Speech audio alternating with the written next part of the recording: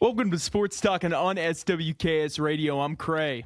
I'm Phil, and I'm wearing my K95 shirt today, Craig. I see that. Yeah, and a Where sport. have you been at all week? I haven't even seen you in the office. Yeah, I had some meetings to go to. I was just been on the road this week, Mm-hmm. moving around. It seems like you never stop moving around. I mean, where were you at? I've been in Garden City, Wichita, Hutchinson, um, back to Dodge City. So yeah, I've been all over the state. Slowly eclipsing that 500,000 mile marker on your car, right? Yeah, I'm at 486, and yeah, I think I'll get to 487 by not too long. Maybe by next time you see me, I bet I do. Man, I mean that's still crazy to me. We've But talked about that a lot. Get ready for a special when Phil eventually does hit 500,000. yeah, I mean, I think I deserve something. I don't know what it would be. Maybe a quart of oil, yeah, I think at least that's what you deserve. some tires. Yeah. But Yeah, Phil, it's been a jam-packed week of sports, especially in Kansas. That's what I want to start with. You know, everyone's gearing up for the World Cup coming to Kansas City. First thing I want to ask, out of curiosity, I know you don't know the answer to this, but why Kansas City? I think I can only guess because I just don't know, Craig. I don't follow soccer as much as you do, probably. Um, but I would guess the Hunt family had something to do with it.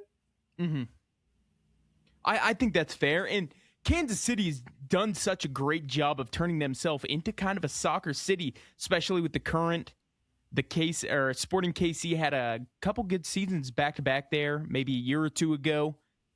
They're kind of becoming a soccer known town, but they've got some big name teams rolling in. Argentina is going to be fun to watch in Kansas City. And Phil, I'm talking about this, but you know what I love about the World Cup No, I don't. is how much money it generates. Kansas City is expected to make over $100 million in the first week alone Wow. of the World Cup. And Wow. that's money throughout the entire city. I mean, that's with hotels, that's with restaurants. And it's an exciting time. Phil, I also get a kick out of the fact that the games are going to be played at Arrowhead Field. Yep. Arrowhead Field, they have to take down their lettering of GAH, whatever the stadium is, GIA Yeah. Field. They have to take those letterings down off the field. That's something they've been working on this week because they do not sponsor the World Cup. Therefore, it can have no ties to it. Oh, okay. Well, Kind of an that's interesting fact. the branding and all that. That's very important to those guys, and it makes a lot of sense. Same thing, there's a lot of rules that the NFL goes to. There's guys that are looking for things on the sidelines, as an example, that players have to adhere to the uniforms and acceptable things and unacceptable things.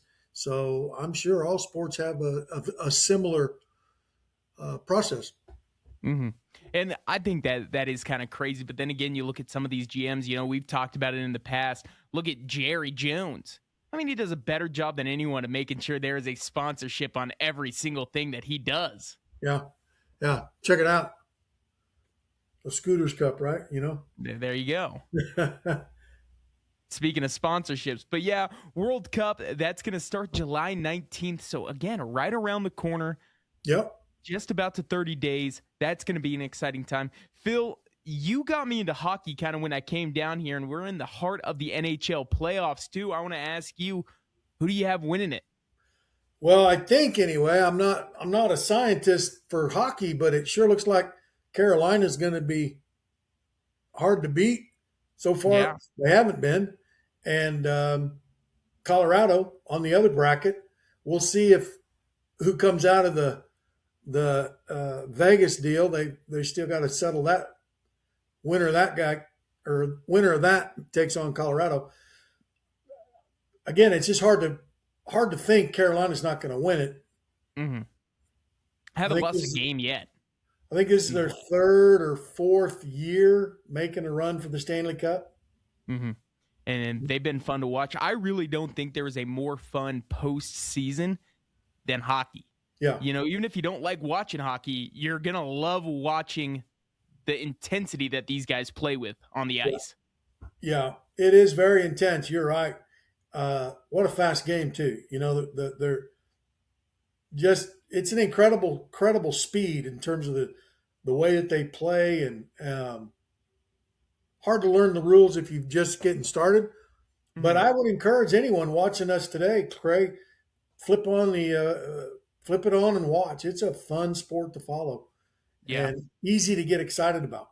hmm And the shifts on the ice, guys are coming off, going on every couple minutes. I mean, the average shift is what, a minute 30, 2 minutes? Yeah, it's not very long. I think you're right. Probably even less. hmm I mean, it's a crazy thing to think about. Again, we're out of here in Dodge City, so technically, I kind of want Colorado to take it home. The Avalanche, they've looked absolutely spectacular so far. Only dropping one game in the postseason so far, Phil. I've Well, loved it. yeah, Colorado looks good again. We'll see what happens between them and the winner of the Anaheim series. I think is going to produce a little more competition for Colorado, hmm but looks like whoever wins that side of the bracket is going to have to play Carolina. Yeah. And I wouldn't want to play Carolina right now, but we also have the NBA playoffs in full effect. And we do know that no matter what, the Oklahoma City Thunder are going to be playing in it as they swept the Lakers in 4 games. They're going to be playing the winner of that Timberwolves Spurs series. I think it'll be Spurs versus the Thunder. And that's going to be a Texas showdown. I think that'll be fun. Again, I think the Thunder are by far and away the best team in the NBA. And I don't think anybody really stands a chance against them at this point. They're too deep. They've got too much depth. Everybody can kind of play on that team. The starters are having an off night. The bench is going to pick them up. And to me, that's a great basketball team. I'd love to see it Thunder versus the Knicks. Just because and I know it's silly to say, but how passionate that fan base is and how hard they get after it. You see them doing street interviews after Knicks wins and how intense those fans are out there screaming at the top of their lungs. I would just love to see what happens to New York if they won a championship, because their last one wasn't until, I want to say, the 70s was their last NBA championship, Phil. I think it When was was 71. when was the last time New York had any major championship? Was That's a that? great question. Yeah, Um, I, Off the top of my head, yeah. the Mets lost to the Royals, and I hate to rub that in the Mets' nose, or rub their nose in that, but I know that's true. Would that have been maybe a Eli Manning led New York Giants team? I mean, to me, you cannot wrap the Giants and the Jets into New York. They play in Rutherford, New Jersey. Yeah. You can't call them New York teams. That's my Well, opinion. if you're going to go that way, then you got to call the Dallas Cowboys the Arlington Cowboys. I mean, I wouldn't hate that. I Yeah. really wouldn't. People in Arlington probably wouldn't either. Yeah. But But let's talk about this. Okay. Let's talk about the difference in culture from the fan, Oklahoma City and New York, if they play. What a yeah. difference. What a difference in that. Yeah. I mean, you're 100% right. I mean, just how many people do you think Oklahoma City has in it compared to New York City? I mean, the city of the stars. It's crazy. Yeah. No, it's yeah, the whole state of Oklahoma doesn't have the population, probably not even a third of the population in New York City. I think you're right, but I mean, with that coming to an end slowly, we're just now getting into the conference finals. That's going to be exciting. Again, I think it's going to be Thunder, Spurs, and then I would lean towards Cleveland, Knicks, Yeah. Cavaliers, Knicks for the conference finals, and I do eventually think it will be Knicks Thunder in the finals. But Phil, we also have the draft combine going on right now. A lot of guys showing out. Your guy Darren Peterson is out there looking pretty dang good, My God. fighting for that number one spot. I got My a God. kick out of it, Phil, Yeah. because AJ DeBonza, the projected number one overall pick, the kid out of BYU, came out and kind of has hinted at that he wants to stay in Utah. I've never heard anybody say they want to stay in Utah, especially for sports. Yeah. What are your thoughts on that? I mean, that's a small market. Why would somebody want to be in that town? Well, maybe he's got family and things like that, that he's just trying to stay close to home, his friends, his buddies, stuff like that. Maybe the lifestyle, he wants to be I'm trying to think of the word there. Surrounded by people that he knows, familiarity. Hmm. And I understand that. Again, chose BYU as a college over Hmm. many big schools that were offering a lot of money reportedly. I heard anywhere up to $6 million, and he chose BYU for less money. So there was obviously something there he loved, wants to stay in that Utah market. But it's going to be Utah looking like they could move up, jump the Wizards for that number one overall pick, and take AJ. Going to Well, be interesting. and then what will that make them all happy and they'll be in the finals next year? No, I think you can't take one, and that's the problem with the NBA is a lot of teams. You look at one guy and they go out and get this superstar and are shocked when their team flops. Basketball is one of the ultimate team sports. Yes, you can have a guy go off and have 40 a night, but you got to realize he's getting these one-on-one matchups because he's got shooters in the corners. You can't collapse or he's going to kick it out. And that to me is the team building in basketball makes it so important. And it's Yeah. something so overlooked. Yeah, and what you're talking about is what doesn't exist or hasn't anyway at the University of Kansas for several years. And I don't know that it ever will again because you're not into team building, cohesiveness like you described the Oklahoma City Thunder. The I think college football or basketball's I think it's been hurt more than football for NIL. I think you're definitely right. And it's because you see the amount of kids transferring. I know there's a lot in football, but I would almost guarantee it's worse in basketball. As I a mean, percentage of superstars or starters. yeah, Mhm. without a doubt. I mean, look at KU this year. I mean, Melvin Council played for three different teams, four different teams before he landed at Kansas. Kobe White or White, excuse me, is his last name. Was at five different schools before Kansas. Again, something like that. It's ridiculous. He's loyal. At least he's loyal. I mean, to the portal, yeah. And to be fair, again, I've made the comment a million times. If I was getting paid every time I had to move, I'd move a lot more. Did he get pay raise every time? I mean, you have to. You probably have to. Yeah, either that or I think some of it would also, I mean, I would guess, I don't follow it that close, but surely somebody out there does that follows us and can say, I don't know what I'm talking about. So please do. Um, but I would guess some of it is determined who they're going after to get to come to, you know, we're going after a quarterback and you're like, well, I thought I was going to be the quarterback. So you're like, you step out and go. Didn't that happen with that guy?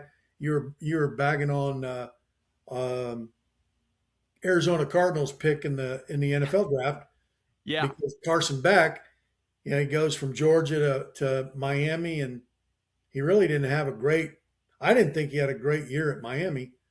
Yeah, Um, he didn't have a bad year. At the end of the day, it's all about winning, and he made it to the national championship. He got that close. I don't know if you're a Ricky Bobby fan and think if you're not first, you're last, but I got to give him some credit for taking that team to that point. yeah, I know what I mean. I mean, I know what you mean, but he also got there with Georgia, so Hmm. it was. It was it him or was it the systems? That's what I'm asking. That's a great question. And probably, I mean, you're going from, a perennial powerhouse in college football that is Georgia to Miami. You're not necessarily taking a step down. Yeah. I would say they're on somewhat similar levels. Maybe not over the past 10 years, but Miami's still right there. They're always going to be a top spender in NIL money. They're going to be able to bring in talent.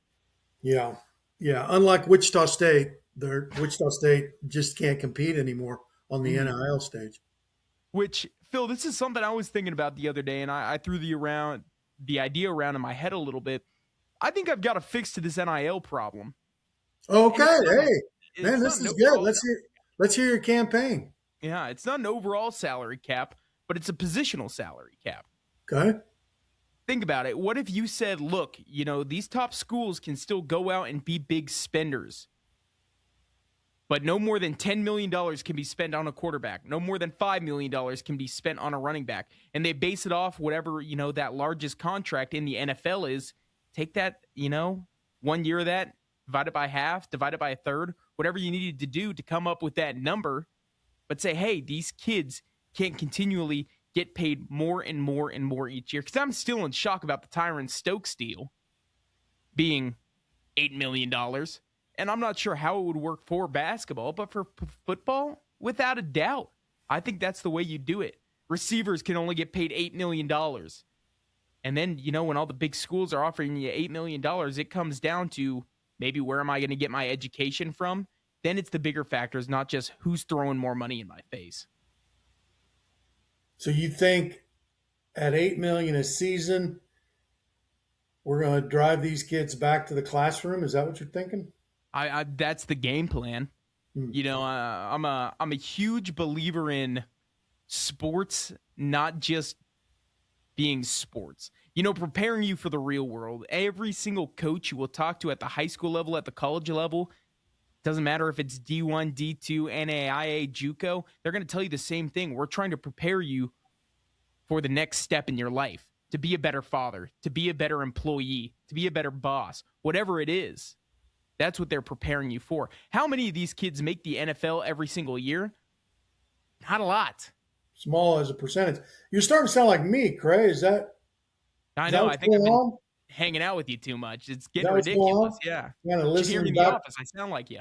Yeah, it's almost like you're listening to the previous shows we've done, and you're like, okay, I'm going to get a little bit of that old guy in me. Well, here's my question. At $8 million a season, I'm not sure I'm a very good student. I think you're right, but maybe it's not $8 million a season. Maybe it's $8 million over the 3 years that you're guaranteed there. And that fourth season, you can make a decision from there. And that's where we use the portal. If you would like to transfer after 3 years or before then the contract is null and void. You're guaranteed so much money in that contract, but you're allowed one free transfer. Yeah, I mean, I see your point. I think it needs to go deeper than that. I think there needs to be a contract that if the student athlete breaks the contract, there has to be some consequence. There just has to be. Otherwise, we're just teaching everybody you don't have to be loyal ever.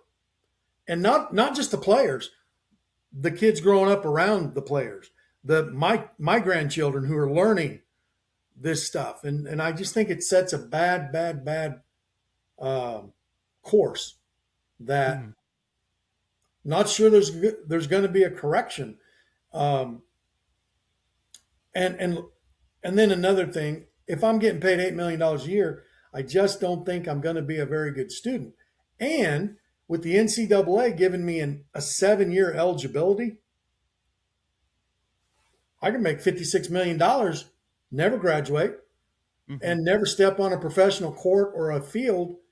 And if you're a smart guy, smart girl, you don't need to work ever again. Yeah. I mean, you're right. And again, that's the problem. And I think that's where we're seeing a lot of these kids go out and make stupid decisions that are going to hurt them. I'm not 100% sure on the whole Naquan Tomlinson situation that happened in Kansas State, where he got booted off the K-State team, and he was, a part of that March Madness run that happened under the first year of Tang. But, man, he went on, he made more money after he left K-State and then made it to the NBA. Yeah. But had he not had that original money and been out and probably put himself in a bad situation, is the way it sounded, he probably would have never been in that situation again. Yeah. Well, you never know on those things, but sounds like and guys like him that bounce back, I respect that. Mm-hmm. And he didn't leave by his own choice. Is that what you're saying? I'm not familiar with it, so. Yeah, I mean, it sounded like he was out, out drinking, whatever, and there was a little situation at the bar. Came back. Kansas State said that he was good to go, and then they decided, well, actually, no, you're not. We're going to need you to transfer. Yeah. And I bet that was in 24, 23, so it would have been a couple years ago at this point. Yeah. Sounds interesting. But well, I don't know. I do think something needs to happen, or we're not going to have a good college.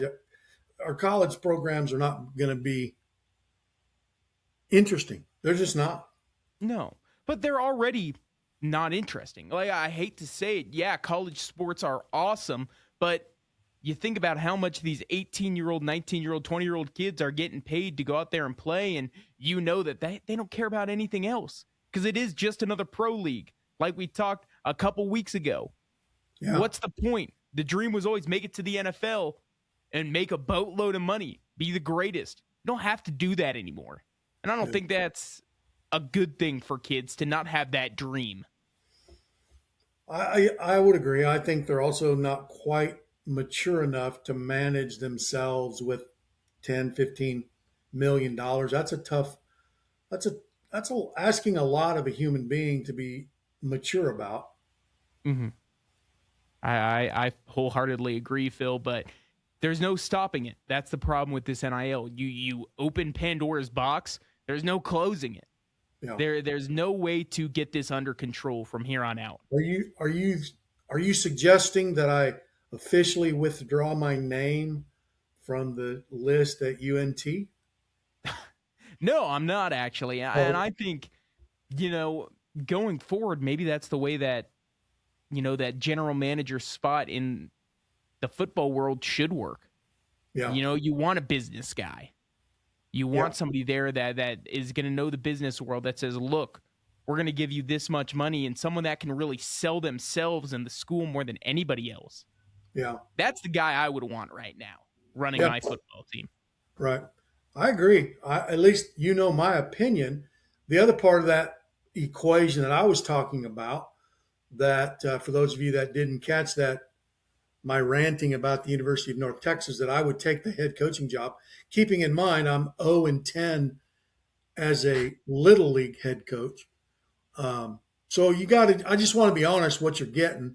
But I don't think it's about coaching. It's about putting together a program. Right. It's a marketing program, and you got to raise money. Yeah. And a lot of it in order to compete. And knowing Dallas, Texas a little bit, lived there for 3 years, been associated with it since the year 2011. Man, there's just almost an unlimited supply of money in that area. Why can't that team, that school be number one at everything? And I believe it's just it's an image, it's a mindset, and that just needs to be altered. And instead of thinking about Austin or Texas A&M, you just got to say, no, we're going to do this. And TCU, you know, since they joined the Big 12, they've become way more competitive than they used to be in all sports and in all activities. Texas Tech, I'm not going to say they weren't competitive in Lubbock, but I think in the last, 5-6 years, Texas Tech is really, they showed it in the NFL draft this year, getting 9 guys selected off that squad. It looks like they probably won the portal for the Big 12 this year in football. Right. And I think they did real good for high school recruiting as well. So I would say, you know, Red Raiders going to be there for a while. And I believe West Texas got plenty of money out there as well. We all think, I mean, at least whenever I hear the word West Texas, my mind shifts to oil money. Right.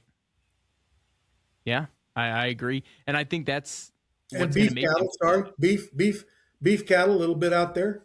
Oh, of course, yeah, beef cattle out there. Yeah. But you're right, and it's going to come down to, hey, Texas Tech is willing to open that checkbook and shell out some money. If that's what it's going to take, they've got no problem doing it. Yeah. You know, Phil, I'm going to bring this up also. You know, one thing that I'm worried about in college sports is that culture that coaches build. Listen, you can say whatever you want, that he's not the greatest coach of all time, even though I believe he is. But Nick Saban created a culture at Alabama. You know, he did a better job than anybody about taking these raw kids and turning them into something. He had this mindset, you know, I don't even remember what team they were playing, but he tells the story about how they were projected to go in there and kick the crap out of their opponent. And the reporters were asking him leading up, well, do you think this is going to be a good opportunity for the backup kids to get some playing time? Well, how do you know they're not going to beat us? These kids work their tails off like we do every single week. How do you know they're not going to come in and upset us? Yeah. And he said they scored 24 points on us after the game. We didn't do things right. We didn't do a lot right. We got the win, but I'm not content. And that's the culture that needs to be built, you know? it seems like every other week at this point, no shade being thrown at Georgia football, but you see somebody arrested for speeding or something that they probably shouldn't be doing. Yeah. And that Well, can't be what you allow these kids to get away with. Because as soon as one gets away with it, the rest are going to fall into line and realize what they can and can't get away with. yeah, you're again starting to sound more and more like me. You're not. You're only what 22, and you're sounding like me. So your dad and mom are probably going to be real happy about this. But back to what you're saying though, that's what a coach was like you said. I mean, I still go visit with my high school coach, Coach Giff. Mm-hmm. He was a great influence in my life and my brother's lives.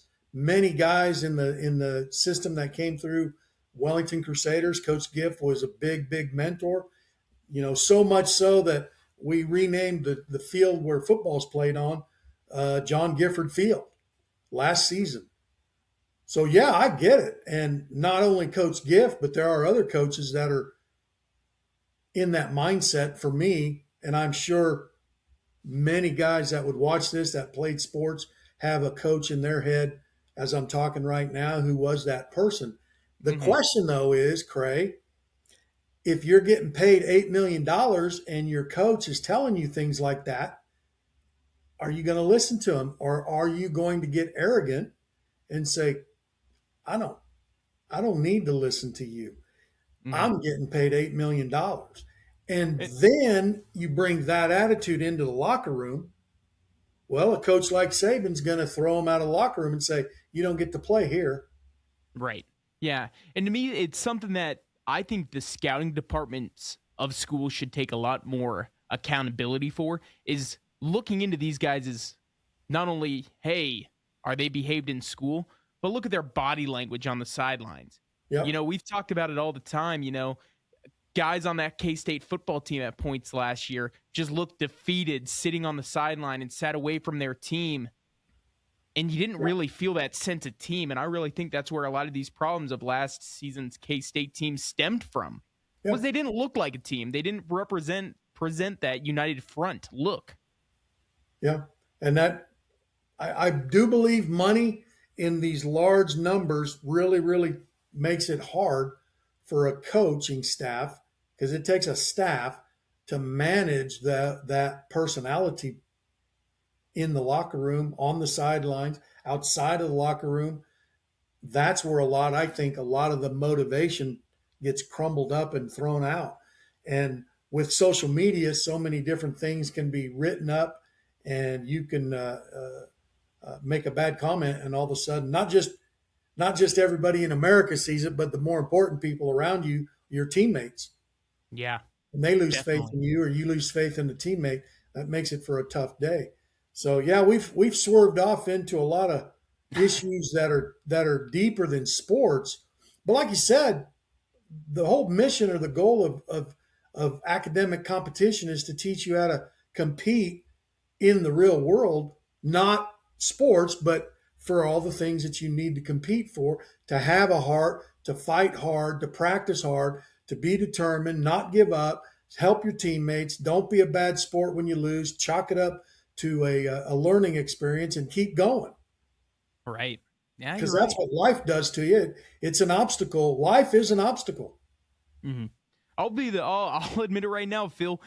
The first year after you graduate and get into the real world, it's the hardest year I've ever experienced. Yeah. It's difficult. That change of, oh man, I got to go to the cafeteria, go to class. On No my one's own. going to hold your hand and walk you to it every single day. You're on your own. You don't pay rent. You're out of here, buddy. You got to Yeah. move out.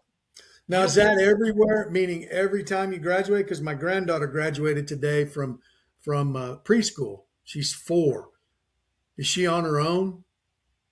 not yet. I would say Okay, just college. Just college. man. I'm hoping that's right, Craig. I hope if she can come here. If you need a place, you can come here. Grandpa will take care of you. You know, growing up, Phil, the thing that I've always heard from our teachers is they said, man, when we were in middle school, man, that's not going to fly at high school. Well, guess what? That stuff flew at high school. When you're Yeah. in high school, man, that's not going to fly in college. Well, guess what? It flew in college. Professors are going to tell you that's not going to fly in real life, and for the first ever time, they're right. I mean, it's hard, and it's a Yeah. shift in perspective, and I feel like it makes you grow up a lot more. But I also am a strong believer in kids at some point should be required to move out of their parents' house to Oh, absolutely. experience the real Absolutely. world. You jogged a memory of mine when I was wrestling. Uh, we the first, maybe the third tournament. Uh, I was struggling to get down to 58. I think I might have told this story once. I was struggling to get down to 58. It was an open tournament. So the night before, I just told the head coach, I said, "Hey, Pete, I can't get down to 58 tomorrow." And he just looks at me. He goes, "Okay, we'll just bump you up to 6'7". And I think back, a high school coach or everybody had been out. Oh, come on, you can run, you can get down, make it, you can make it, you can make it. That encouraged me to make it. He just went, "Nah, that's fine." So I go down to Springfield and wrestle in this open tournament, and I've never been beat that bad in my life. I mean, and this was before tech falls, right? So Yeah. you didn't stop the match when you got 15 points ahead. You just kept getting beat up, and it was a early season tournament, so everybody was working to get some shape. So they weren't just going out there trying to pin you. And so I got just slaughtered, 2 matches, slaughtered. Probably gave up 40 points in 2 matches, right? Pete comes up to me after that and he goes, will you be able to make 58 next week? Oh, yeah, coach, I can make it. Well, the real world taught me a lot. But Yeah. the point was, Coach Pete did not try to manage me as a teenager. I just said I can't make it. And he just went, okay, fine. The Yeah. world will teach you a different way. You're not big enough. He knew in his head, you're not big enough to be that weight class. Right. But I mean, and that's the truth of it. I don't care if you go to college, if you want to work, whatever. You just need to get away from a little bit. Yeah. Learn from your own mistakes. I'll tell you right now, Phil. I mean, that's something you told me when I first came here. Do you remember that? Yep. Said if you mess up, take accountability for it, move on, get Yep. better from it. Yeah. That's the way it should work. And the other thing is, don't be afraid to make mistakes, guys. Go out there and make them. That's how you learn. Mm-hmm.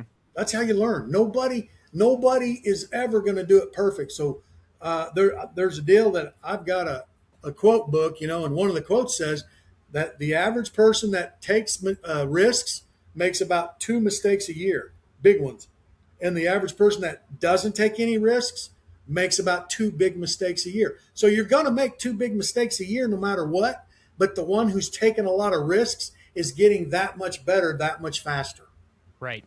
And that's the way it works. You can't Yeah. be scared of it. Again, if you're a young kid, I recommend just going out and trying something. Yeah, getting your Yeah. reps in. I Yeah.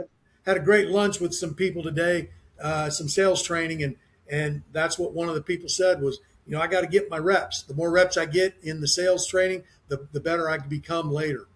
I'm like, that's a great attitude.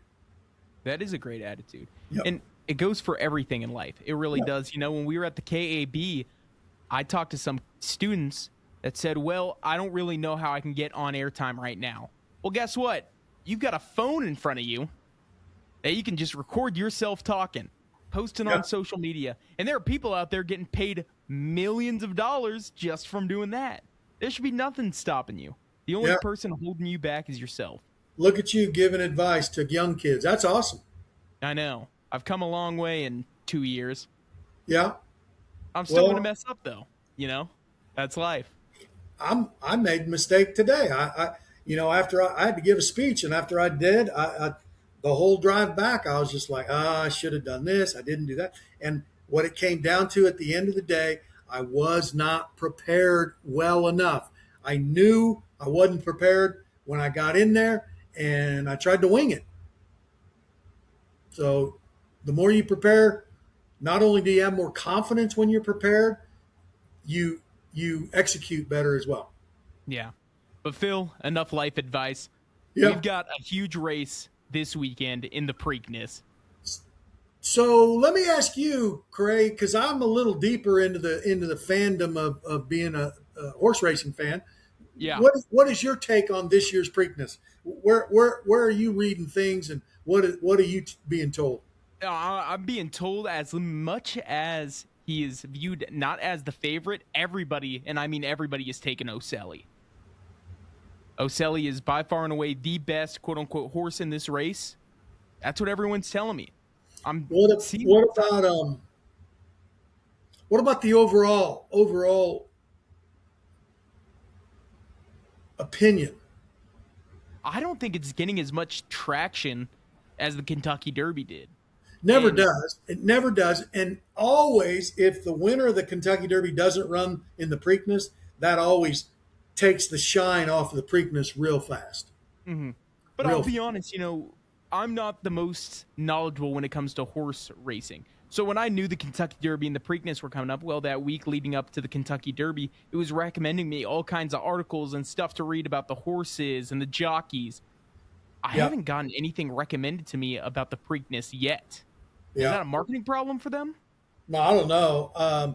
There's a lot of negatives around the Preakness. One of them is I don't think it's that big a negative, but it is a negative. They're not running on the regular track. They're running at Laurel Track or Laurel Park. I think it's called Laurel Park Mm-hmm. because where the Preakness normally it's being renovated. So there's a little bit of negative there on that. The other part is Golden Tempo's not running in the Preakness. Renegade is not running in the Preakness. But the bigger issue, Craig, is there's some one guy wrote and said it's like a grade 3 race. And I don't know for all of you people that may not understand that, they have graded stakes, graded 1, graded 2, and graded 3. Obviously, the 3 would be lower than the 1, and the lower the number, the 1, the horses are better. Okay, Right. so as an example, one of the horses that's favored, or at least being talked about in a lot of ways, is hang on, I got to get him. Allowed. Don't even worry about it. Okay, Pick up from Taj Mahal and I'll cut everything out. okay, cool. All right, here we go. Taj Mahal, he's right now, and that's Thursday morning, 5-1 odds. He's 3-0. So everybody that doesn't follow racing and just kind of jumps on the wagon around the Kentucky Derby, in the three races that Taj Mahal has won, not one of the horses that are in those 3 races do I recognize. Not one of Mm-hmm. their names. And so I don't think Taj Mahal is a 5-1 favorite. I just don't think he is. I'm with you or whoever you read about. Oselli is the only name horse in there or the big name horse. Incredibolt is another horse. He took 6th in the Kentucky Derby. Incredibolt's a good horse. What He about Great won. White? What? Great White is the other Okay, one. so Great White was in the Kentucky Derby, but he didn't run. He freaked out, and but his best, he took 5th in the Bluegrass. That's not that great a race, and he took 5th. He didn't take 1st. He didn't take 2nd. He took 5th.